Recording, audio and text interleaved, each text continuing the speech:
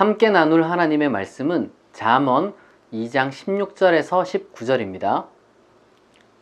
지혜가 또 너를 음녀에게서 말로 호리는 이방 계집에게서 구원하리니 그는 젊은 시절의 짝을 버리며 그의 하나님의 언약을 잊어버린 자라. 그의 집은 사망으로 그의 길은 스올로 기울어졌나니 누구든지 그에게로 가는 자는 돌아오지 못하며 또 생명을 얻지 못하느니라. 아멘. 잠언 풀이 세 번째 시간입니다. 오늘은 성적 쾌락이라는 주제로 같이 살펴보도록 하겠습니다. 이 잠언 2장을 포함해서 우리가 방금 읽은 본문처럼 음녀라거나 이방 여인에 대한 어떤 그 표현들이 종종 등장합니다.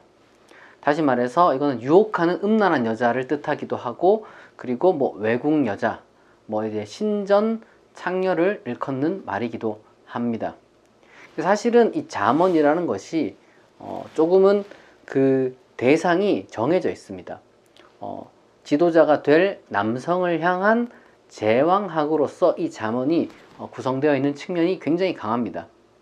그러나 제 아무리 일부 다처제가 그토록 강했던 그러한 시대의 그러한 가부장적 문화에서도 올바른 지도자가 되기 위해서는 성적 쾌락에 빠져선 안 되었다.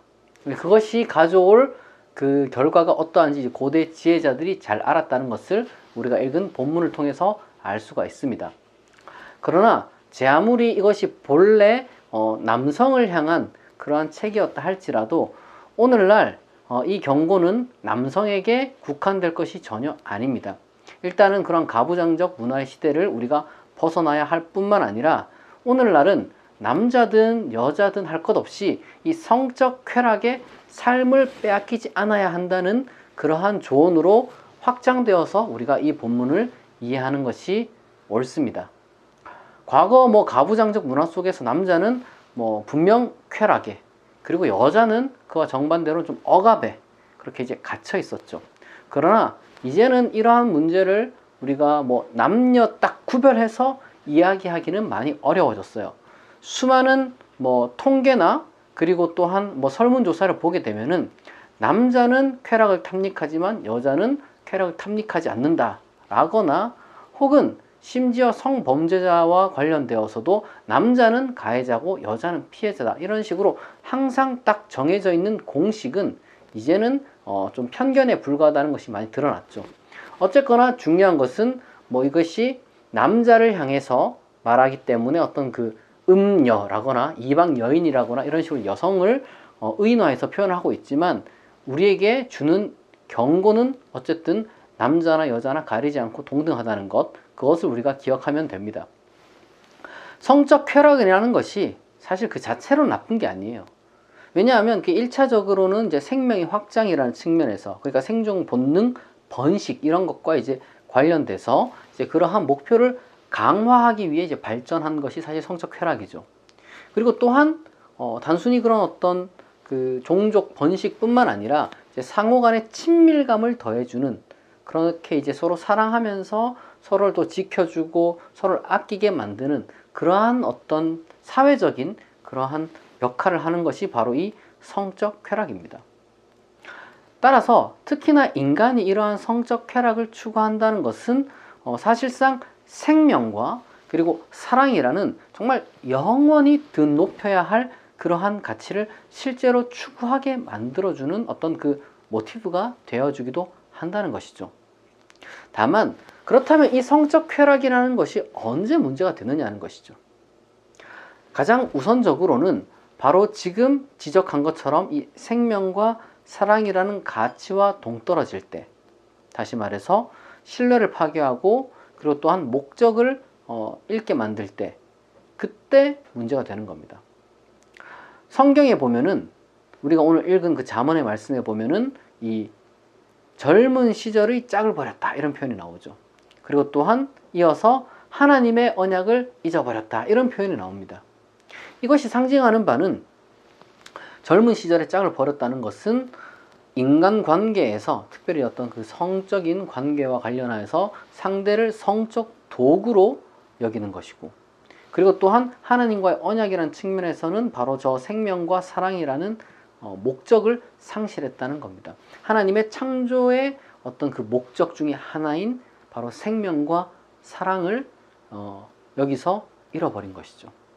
그리고 이제 사실 이 둘은 또 연관되어 있어요. 서로를 성적 도구로 전락시키지 않는 것, 그리고 생명과 사랑을 우리가 늘 귀한 가치로 여기는 것, 이 둘은 사실 연결되어 있습니다. 그리고 그렇기 때문에 이 목적을 잃어버린 이러한 목적, 그리고 이제 잘못된 어떤 태도, 이러한 목적도 잃어버리고 이제 왜곡된 그러한 성적 쾌락은 우리를 잘못된 길로 인도합니다. 그 잘못된 길이란 세 가지가 있는데, 하나는 범죄의 길, 또 다른 하나는 배신의 길, 그리고 마지막 하나는 중독의 길입니다. 우리는 성적 쾌락을 올바로 컨트롤하지 않으면 이 세 가지 잘못된 길에 빠져들게 돼요. 첫 번째로 여러분, 이 성범죄, 여러분 이 성범죄라는 것이 뭐랄까, 나와는 전혀 관계없는 것 같지만 이 성범죄 유혹이 굉장히 강하고 우리도 알게 모르게 성범죄를 저지르는 사람이 되어 있을 수도 있습니다. 나는 절대 그럴 일 없다, 우리가 이렇게 이제 이야기를 하지만은 오늘날 우리 사회라는 것이, 그리고 우리의 문화라는 것이, 그리고 우리가 아무 생각 없이 하는 어떤 말과 행동과 생각들이 실상은 성희롱이나 성추행이 될 수 있어요. 실제로 그러한 심각한 성범죄를 비롯해서 성추행, 성희롱이 성행하는 사회에 우리가 노출되어 있는 것은 분명한 사실입니다. 성인지 감수성이라는 말이 지금 우습게 여겨지는 그런 시대에 우리가 지금 살고 있잖아요. 그만큼 둔감한 거죠. 잠언은 이 음녀 내지는 이방 여인이라는 표현을 통해서 그 앞에 이런 수식어를 붙입니다. 말로 홀인다. 말로 홀인다 그래요. 그러니까 이 성적 쾌락의 타락이라는 것은 단순히 직관적인 어떤 그 감각적인 차원이 아니라 이 정신적인 차원에서도 분명히 일어날 수 있다는 겁니다.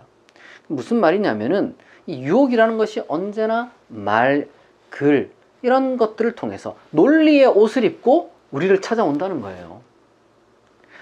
성범죄에 대한 정당화, 왜곡된 성지식을 자꾸 심어주는 거예요. 단순히 직관적으로 보고 뭐 이렇게 이제 죄를 저지르고 말을 그냥 함부로 내뱉어서 이제 성희롱을 하고 이런 것만이 문제가 되는 게 아니라 끊임없이 말로 홀입니다. 논리의 옷을 입고 우리가 저지르는 것이 성적인 어떤 타락이나 범죄가 아니다는 식으로 자꾸 우리를 유혹하려고 합니다. 만약 우리가 이 성교육이라는 것을 중요하게 여기지 않는다거나, 혹은 성교육을 받는다 할지라도 이상한 성교육을 받거나, 혹은 올바른 성교육이지만 단편적으로 단순히 성관계 맺는 법이나 성호르몬에 관련된 그런 것을 어떤 지식적으로 이제 습득하는 것에 이제 그친다면은 우리 사회는 점점 더 잘못된 방향으로 나아갈 수밖에 없어요. 성적 쾌락을 무의미하게 억제한다거나, 혹은 잘못되게 표출하는 방식으로 완전히 우리 사회가 가득 잘못된 어떤 그 성문화로 가득 차버리게 될 거예요. 정말 이게 문제가 뭐냐면은 오늘날 수많은 2차 가해가 넘쳐나요. 직접적인 성희롱, 성추행, 기타 어떤 성폭력을 행하지 않는다 할지라도 그에 대한 성인지 감수성이 떨어지니까 온갖 2차 가해가 넘쳐나고, 그리고 또한 올바른 어떤 그 성적 지향성이라든지 이런 것에 대한 감각이 없으니까 온갖 성소수자에 대한 또 학대가 일어나고 있습니다. 성교육은 성학 차원에서 다루어져야 할 뿐만 아니라 또한 훨씬 더 넓은 차원의 심리적, 사회적 차원까지 여러분 고찰되어야 합니다. 여러분 이것을 피상적으로 여기거나 아니면 난 다 안다는 식으로 한 번도 사실은 성교육에 대해서, 성인지 감수성에 대해서, 그리고 어떤 그 성학에 대해서 공부를 한 번도 하지 않아 놓고 난 다 안다는 식으로 하게 되면은 우리는 범죄의 길로 빠질 수가 있습니다. 우리가 여기에 대해서 잘 배워야 됩니다. 그리고 성범죄의 영역과는 다를 수 있지만 이 배신의 영역에 대해서도 분명히 성경은 경고합니다. 주로 가정 파괴 같은 것이죠. 불륜이나 외도라는 것이 오늘날 형사처벌 대상인 범죄에 그렇게 이제 들어가긴 힘들지만 적어도 신뢰를 깬다. 상호 간에 있는 어떤 그 신뢰를 깬다는 차원에서 성경은 그걸 중립적으로 보지 않고 굉장히 단호하게 금지합니다. 그럼 여기서 여러분, 제가 여러분들에게 드리고 싶은 말씀이 뭐냐면은 이혼이나 외도는 다르다는 거예요. 그러니까 상호 합의하에 이루어지는 그 이별과 일방적인 배신은 절대 같지 않습니다. 젊은 시절 짝을 버리는 행위라는 것은 이혼을 말하는 것도 아니고요. 그리고 또한 오로지 내가 누군가를 처음 사랑했는데 평생 이 사람만 사랑해야지, 이것을 이야기를 하는 게 아니에요. 그런 어떤 뭐랄까, 또 뭐 혼전순결 뭐 이런 걸 이야기를 하는 것도 아니고, 그런 걸 이야기하는 것이 아니라 이 성적 쾌락을 줬다가 상대를 단순히 성적 도구 정도로 여기고, 그리고 또한 상호 간의 신뢰관계, 특별히 결혼 같은 그러한 어떤 상호 간의 약속을, 신뢰관계를 깨어버리는 것이 바로 배신입니다. 이 성적 쾌락에 빠져서 배신의 영역에 아무렇지도 않게, 그거는 뭐 그냥 자기 개인 사생활이다 이렇게 이제 말하는 사람들이 있어요. 물론 그것이 우리가 뭐 공적으로 처벌할 것은 아니지만, 그럼에도 불구하고 그리스도인은 그러한 부분들에 대해서 단호해야 됩니다. 근데 아까도 말씀드렸던 것처럼 이혼 그 자체가 정죄의 대상이 되지 않는다는 것을 우리가 잘 구별할 수 있는 지혜가 필요할 겁니다.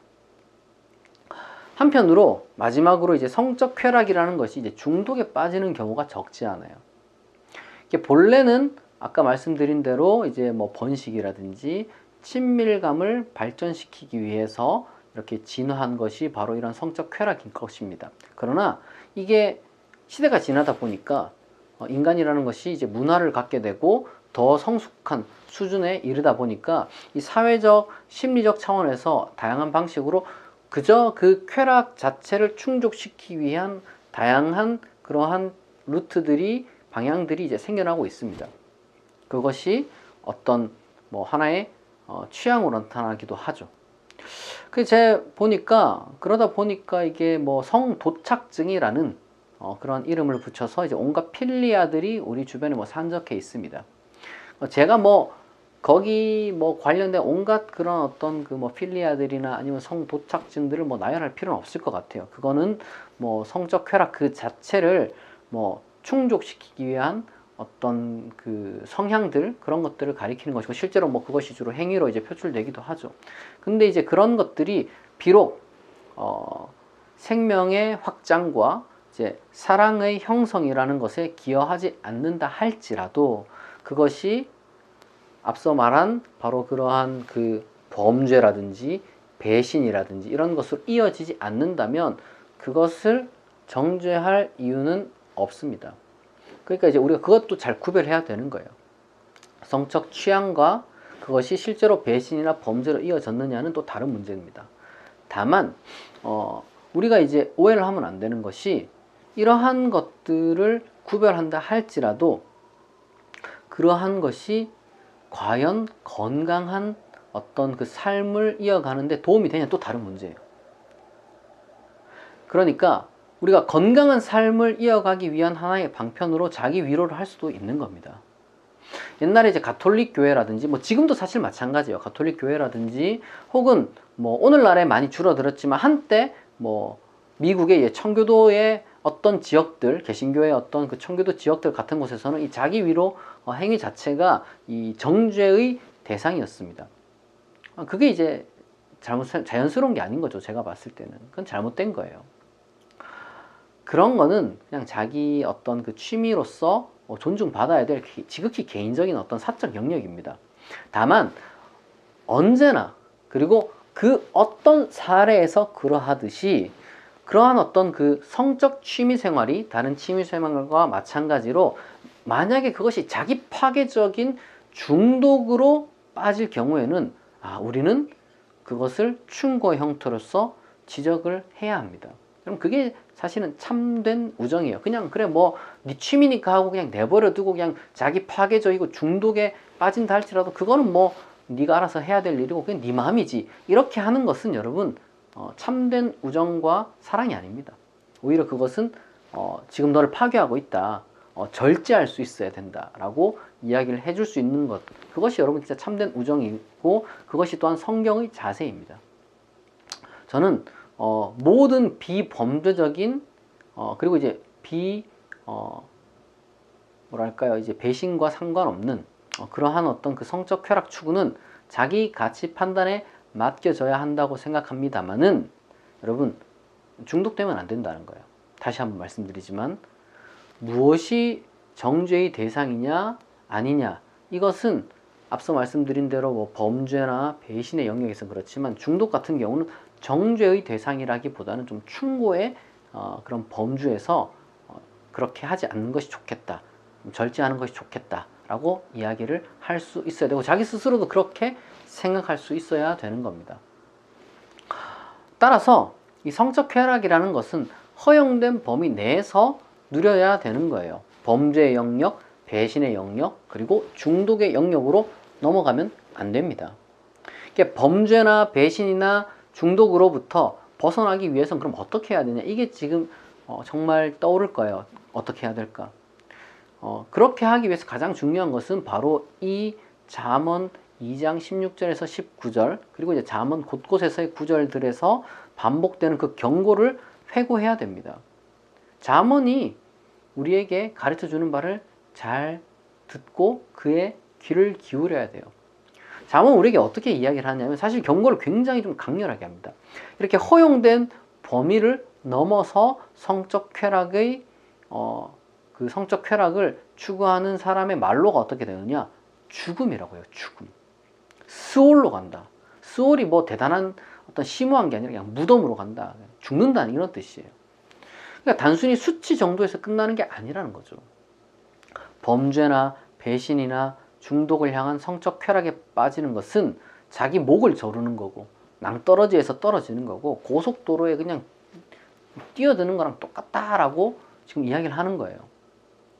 명심보감 성심편에도 보면요, 이제 인간을 가두는 4가지 술, 여색, 그리고 재물과 노여움 이런 게 있다고 합니다. 인간이라는 것이 술과 여색과 재물과 이 노여움, 분노라는 이 4개의 담장 안에 이제 갇혀 있는데 이것으로부터 뛰어나오면 신선이 될 수 있을 텐데 죽음을 면할 텐데 뭐 이렇게까지 이야기를 해요. 그만큼 이 성적 쾌락이라는 것이 사람을 죽음으로 이끄는데 정말 그 뭐랄까 위험한 그러한 어떤 요소를 품고 있다는 거죠.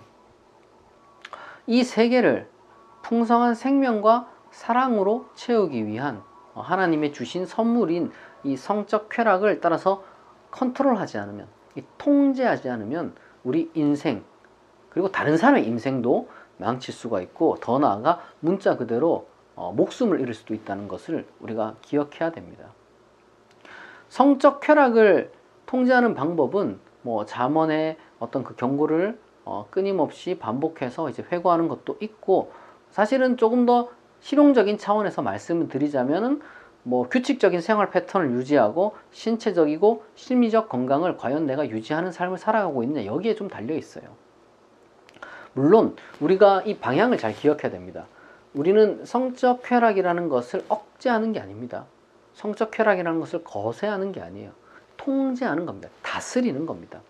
그리고 허용되는 범위에 대해서 제가 말씀드린 것처럼 그것을 또 잘 기억한다면은 우리는 성적 쾌락을 즐기면서도 범죄, 배신, 중독의 영역에 빠지지 않을 수가 있을 겁니다.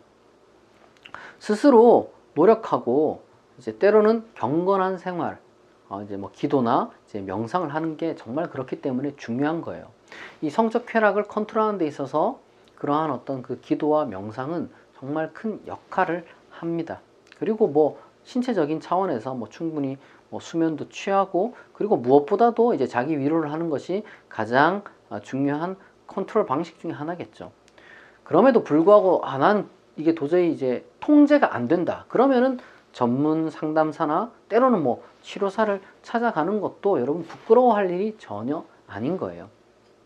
사람마다 어쨌거나 이제 다 성적 쾌락에 대한 그런 어떤 그 감각이나 반응이 다 다르기 때문에 뭐 우리가 뭐 일일이 다 딱 규칙화해서 이렇게 하면 된다, 저렇게 하면 된다, 이렇게 마치 율법처럼 규정할 수는 없지만, 중요한 것은 올바른 성적 쾌락을 누릴 수 있는 자유가 우리에게 있다는 것, 그리고 또한 그것을 위한 노력도 필요하다는 것, 이것을 인지하는 것이 정말 중요합니다.